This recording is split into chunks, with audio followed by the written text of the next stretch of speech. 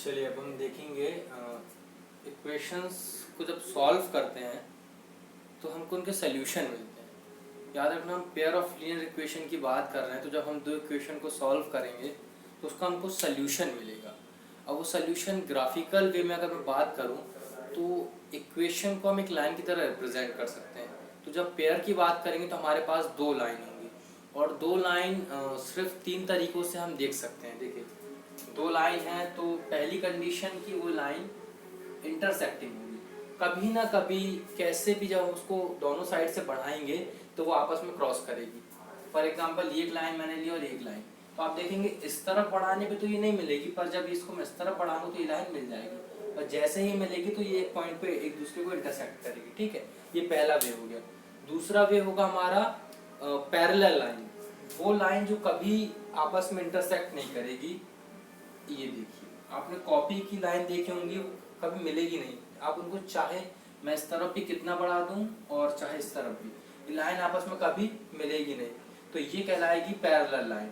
ठीक है, और तीसरी लाइन होती है कोइंसिडेंट लाइन, जो हम कह सकते हैं कि एक लाइन के जस्ट ऊपर एक और लाइन, ये होती है कोइंसिडेंट लाइन। ठीक है, तो ये तीन प्रकार की लाइन हम देख सकते हैं। अब सोल्यूशन को हम ग्राफिकल वे में देखते हैं। जो लाइन इंटरसेक्टिंग होती है वो एक दूसरे को सिर्फ एक पॉइंट पे कट करेगी, तो उस इक्वेशन का सिर्फ एक सोल्यूशन होगा। जो लाइन पैरेलल होती है वो कभी भी इंटरसेक्ट नहीं करेगी, तो इसमें सोल्यूशन नहीं मिलेगा, तो जीरो सोल्यूशन या नो सोल्यूशन। और जो लाइन कोइंसिडेंट होती है, जो जस्ट एक के ऊपर एक है, तो ये हर पॉइंट पे इंटरसेक्ट कर रही है। देखेंगे हर पॉइंट पे ये इंटरसेक्ट कर रही है, तो यहाँ पे आपको मिलेंगे इनफाइनाइट मैनी सोल्यूशंस। तो सोल्यूशंस आप इस तरीके से याद रखेंगे। अब मैं उन्हीं लाइन को थोड़ा सा आपको बता रहा हूँ, देख लीजिए। पहली कंडीशन, आप a1/a2 b, आप a1 b1 c1 a2 b2 c2 पहचान चुके हैं। ये जनरल फॉर्म मैंने आपको बताया था लिख के कि ये इक्वेशंस का जनरल फॉर्म होता है।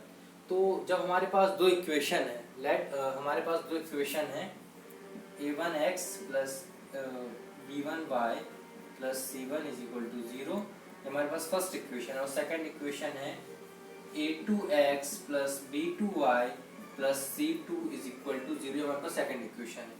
तो जब a1/a2 बराबर होगा b1/b2 के, सॉरी नॉट इक्वल होगा b1/b2 के, तब हम कह सकते हैं कि ये जो कंडीशन होगी वो इंटरसेक्टिंग लाइन की होगी। तब ये कंडीशन होगी इंटरसेक्टिंग लाइन की। इसका मतलब है, अगर दो इक्वेशन की हम बात करें, a1/a2 नॉट इक्वल है b1/b2 के, तो ये जो इक्वेशन की जो लाइन होंगी वो इंटरसेक्टिंग होगी कुछ इस तरीके से। ठीक है, सेकंड कंडीशन है a1/a2 is equal to b1/b2 is equal to c1/c2। जब a1/a2 b1/b2 एंड c1/c2 तीनों बराबर हैं, तो ये कंडीशन होगी कोइंसिडेंट लाइन, कोइंसिडेंट लाइन। ठीक है, यहाँ पे क्या देखने मिलेगा आपको कि ये लाइन एक दूसरे के जस्ट ऊपर है, और इस कंडीशन में आपको मैं यहाँ लिख दूं, यहाँ आपको ओनली वन सोल्यूशन, इस कंडीशन में आपको सिर्फ एक सोल्यूशन मिलेगा। कोइंसिडेंट लाइन में आपको मिलेंगे infinite many solution, infinite many solutions. ठीक है, और लास्ट है हमारा a1/a2 is equal to b1/b2 is not equal to c1/c2। जब ये कंडीशन मिलेगी तो हम इसको कह सकते हैं पैरेलल लाइंस।